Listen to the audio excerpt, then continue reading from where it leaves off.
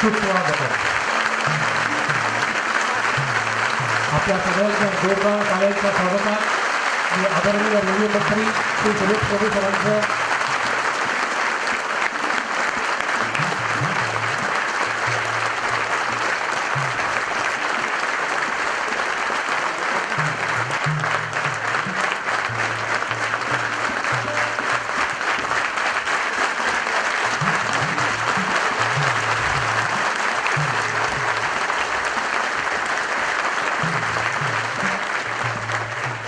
धन्यवाद. सभी अपने अपनी जगह पर भी करते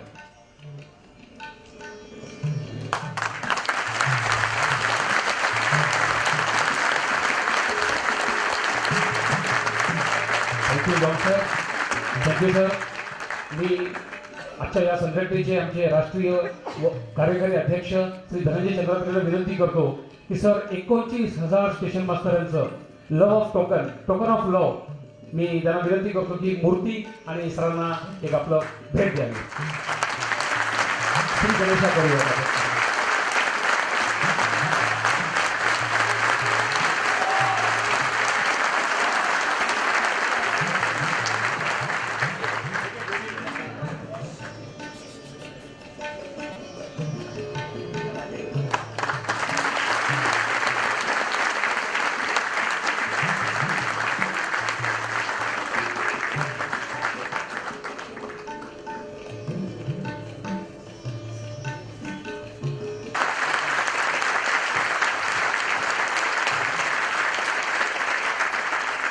मेरे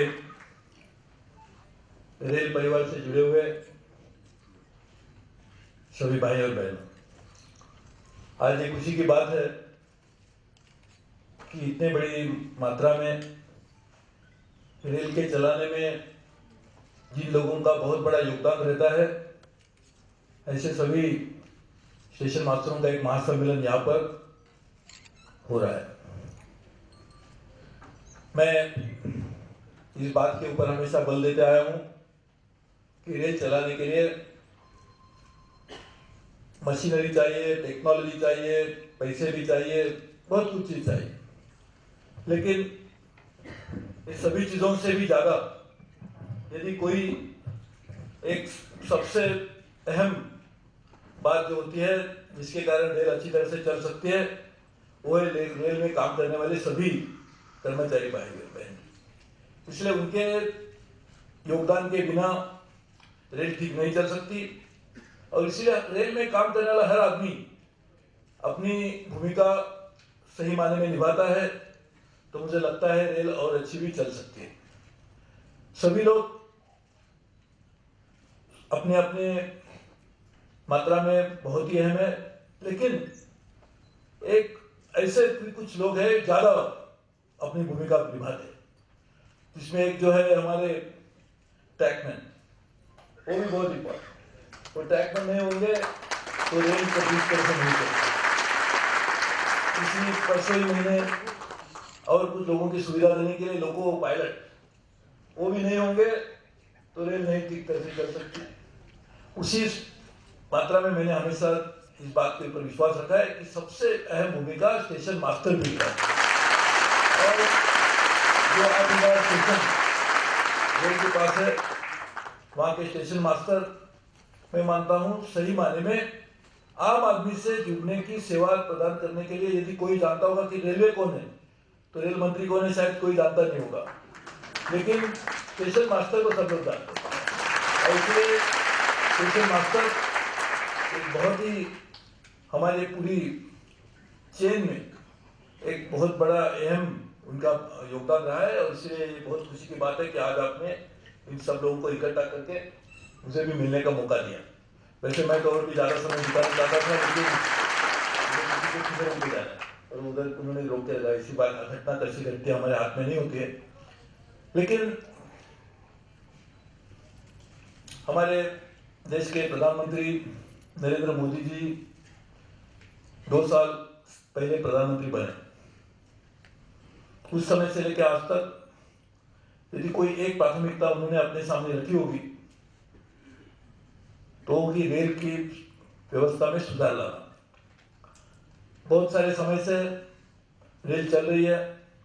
आज बहुत अच्छा एक आदमी ने ट्वीट किया, पहले रेल चलती थी, ब्रिटिश लोगों ने चलाई अपने हित की रक्षा करने के लिए, मिलिट्री मूवमेंट होनी चाहिए, गुड्स एक्सपोर्ट होना चाहिए, उसके लिए उन्होंने उसकी शुरुआत की थी। स्वतंत्रता के बाद रेल चलाने के लिए, राजनीति के लिए भी रेल चलाई गई, लेकिन हमारी एक पूरी तरह से ख्वाहिश है कि रेल चलनी चाहिए देश के हित में। रेल चलनी चाहिए आम जनता की जो जरूरतें हैं उसको पूरी करने के लिए। रेल इस तरह से चलनी चाहिए कि रेल में काम करने वाले लोगों को भी इस बात का एहसास हो कि रेल मेरी है, मेरी जो दिक्कतें हैं, मेरी जो कठिनाइयां हैं वो दूर करने के लिए रेल की मैनेजमेंट भी काम करेगी। और इसलिए इस बात को लेकर हम लोगों ने रेल में सुधार लाने की शुरुआत की है। रेल में सबसे बड़ी कमी थी कि रेल में निवेश ही नहीं हो रहा था, और सब लोग रेल से जो चाहे वो अपेक्षा करते थे, लेकिन रेल को कोई कुछ दे नहीं रहा था। जैसे माँ है तो माँ से सब लोग बातें, खाना ला, ओला ओला, तो बेचारी सुबह से शाम तक, रात तक काम करती रहते।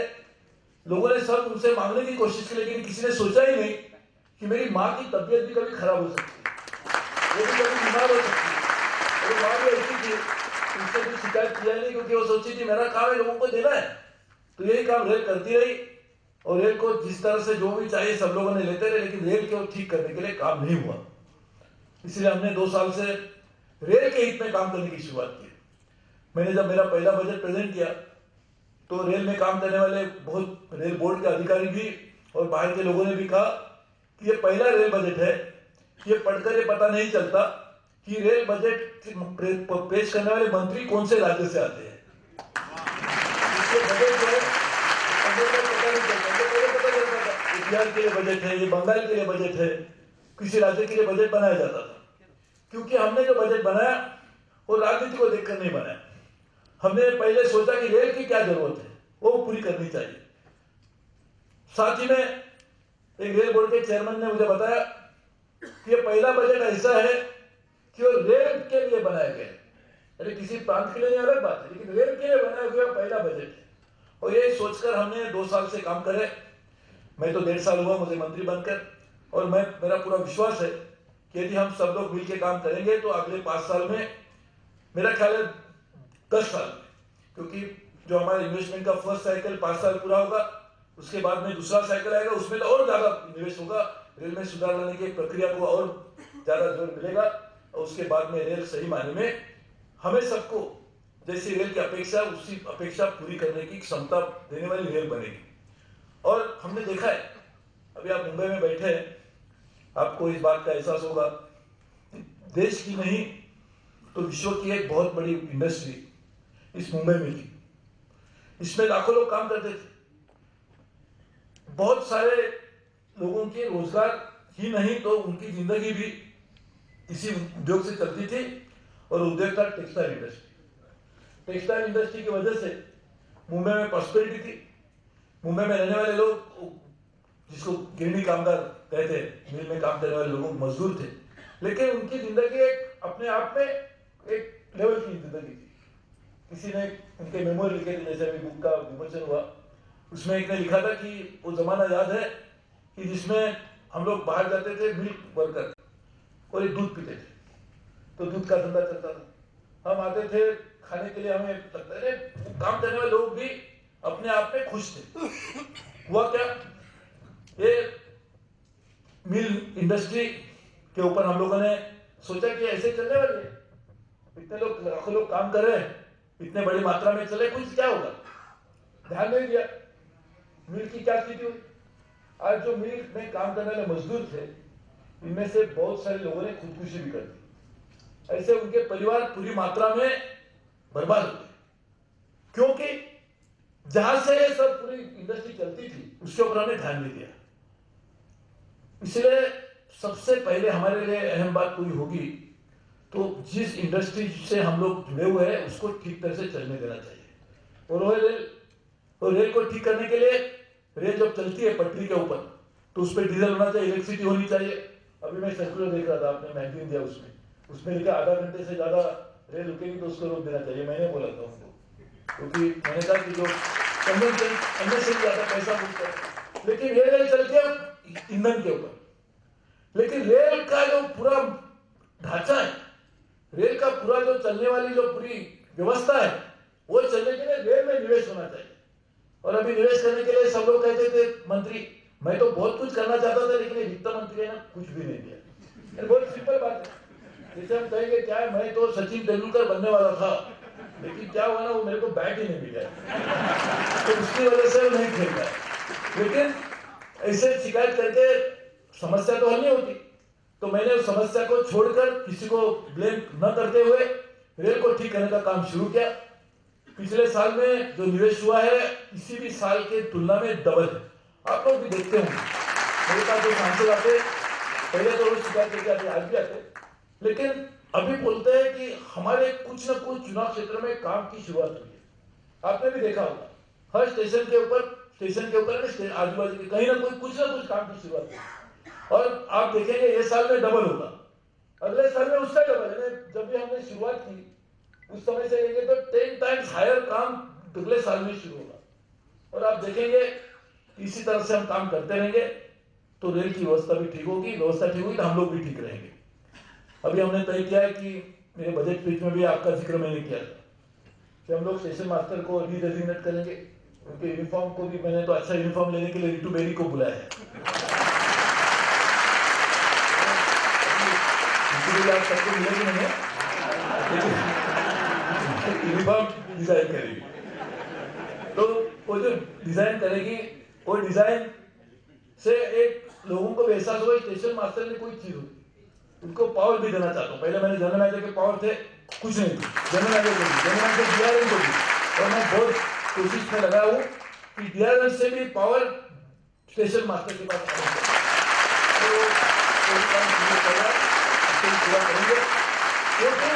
क्योंकि आपके पास जिम्मेदारी है, वो निभाने के लिए भी कुछ अधिकार होने चाहिए। नहीं तो एक तो मैं अधिकार देके रखे और काम कुछ कर नहीं सकते, सब हाथ बांध के रखे। आपको दौड़ना है लेकिन पाँव और हाथ को बांध के रखे तो दौड़ेंगे कैसे? इसलिए ये भी एक हम करने की कोशिश में लगे हुए। और एक काम हम करने जा रहे हैं, आप लोग सब इसमें सहयोग दीजिए कि हम लोगों को जो भी इतना काम रेलवे में हो रहा है वो दिखेगा कब? 3-4 साल के बाद जब पूरा होगा।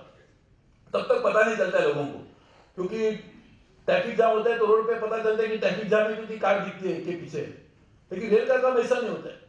रेल देरी में क्यों आई बोलते हैं, वो आगे सिग्नल उसको दिखता नहीं, आगे का सिग्नल बहुत दूर होता है। तो जो प्लेटफॉर्म पे आदमी खड़ा है उसको पता नहीं चलता कि उसकी वजह से देरी हुई है। बोलता है इधर तो प्लेटफॉर्म खाली है, अपने ट्रैक खाली है और ट्रेन नहीं दौड़ रही। लेकिन इसीलिए क्या उसकी स्थिति है वो जानने के लिए मैंने आदेश दिया है कि पूरे स्टेशन के ऊपर हम लोग आज में क्या क्या काम हो रहा है उसके बारे में जानकारी के बोर्ड लगाएंगे बड़े। तो उसका अभी कुछ दिन में लगने चाहिए, आप भी उसमें जरा जोड़ करके लगाइए ताकि आपको भी एहसास होगा और लोगों को भी आपको जो शिकायत करने का उनको भी बता सकते हो, ये पढ़िए यहाँ पे लिखा है ये काम हो रहा है, इतने समय में पूरा होगा, इसका लाभ आपको मिलेगा। तो ये मैं कहना के लिए यही कह रहा हूँ कि रेलवे में सुधार लाना, रेल को ठीक करना, ये सब मैं आपसे अपेक्षा नहीं करता हूँ क्योंकि ये काम मेरा भी है। लेकिन आप जो काम कर रहे हो सबसे इंपॉर्टेंट है क्योंकि आप लोगों से मिलकर लोगों का सबसे यदि कोई एहसास होता होगा कौन है, रेलवे ने स्टेशन मास्टर। मैंने देखा मैं अभी टोक्यो में गया था तो वहाँ पर जो स्टेशन मास्टर था वो पूरी मात्रा में पावरफुल होकर जा रहा था। तो मेरे भी यही ख्वाहिश है कि हमारे स्टेशन मास्टर जापानी स्टेशन मास्टर से भी ज्यादा पावरफुल होने चाहिए और वही हमारी ठीक करेगी। जैसे मैंने कहा कि हमने हमारे लोको पायलट्स के लिए, मुझे पता नहीं किसी ने क्यों नहीं सोचा था, मैं ऐसे एक दिन जा रहा था लोको पायलट को पूछा कि आप टॉयलेट कौन सी यूज करते हैं? उसने टॉयलेट तो नहीं है। बोले टॉयलेट नहीं है तो आपको कितना घंटे का सफर होता है? बोले 8 घंटे का, ज्यादा भी होता है। तो मैंने सोचा एक टॉयलेट नहीं है तो 8 अभी मैं भी टॉयलेट करके अभी तो 8-10 घंटे कैसे काम करेगा? इसलिए मैंने टॉयलेट की शुरुआत की। छोटी छोटी चीजें।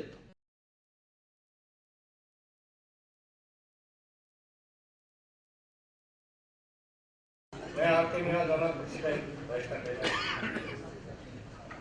मेरे को आपको पहले भी कोई मीटिंगों में देखा होगा, मैं सीधी बात करने जाता हूँ, ये तेजी में नहीं करना जानता नहीं। दूसरी बात ये है साथियों, लोग बात पद के बारे में बात करते हैं, अपनी सुविधाओं के बारे में बात करते हो तो अपने आप मिल जाती है, पर उसमें 3 चीज चाहिए और उस पर हर समय मैं जिक्र करता हूँ, धन, बल और बुद्धि। यदि जिस आदमी के पास में ये तीनों चीज थोड़ी थोड़ी भी होगी ना तो वो सब कुछ प्राप्त कर सकता है। किसी के पास धन हो तो धन भी कोई काम का नहीं, यदि उसको खड्डे में डाल दो वो पड़ा रहेगा, कोई नहीं जानेगा। और बल है तो वो भी कोई काम का नहीं, जब तक बल मैदान में आके नहीं दिखाएगा और कोई देखेगा नहीं तो। और बुद्धि, बुद्धि सबसे ऊपर है, वो तीनों चीजों को, दोनों बाकी को कवर कर सकती है। मैं घूमता हूँ, सब जगह घूमता हूँ, थोड़ा थोड़ा स्टेशनों पे भी घूमता हूँ। कुछ हमारे मास्टर ऐसे भी है, देखो बुरा मत मानना, मैं खुला दिमाग से कहता हूँ, जो आसमां का धन आ जाता है उसको जेब में भी छुपा जाते हैं।